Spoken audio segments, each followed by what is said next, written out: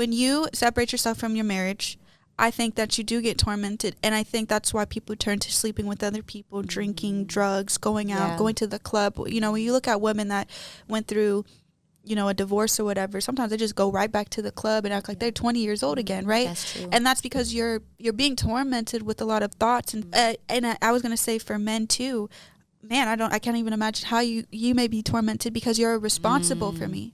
I can't ever get out of Genesis when it comes to marriage for some reason. I know people always go to Ephesians, but I'm in Genesis because Adam named Eve.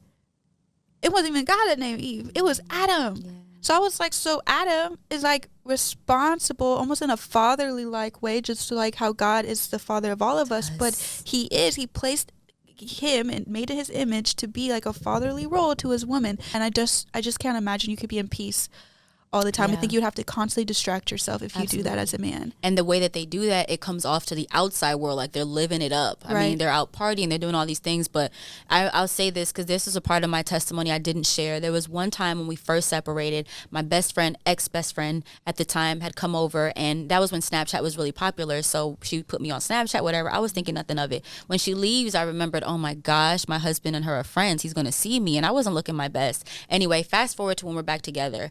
I'll never forget, he told me that day he was at a club. For some reason, he just could not enjoy himself. So he went out to the car. He was there with his friends. He sat in the car. He gets on Snapchat and he's scrolling through his Snapchat and he lands on my friend's Snapchat and he sees me and he says he sat in the car and he cried.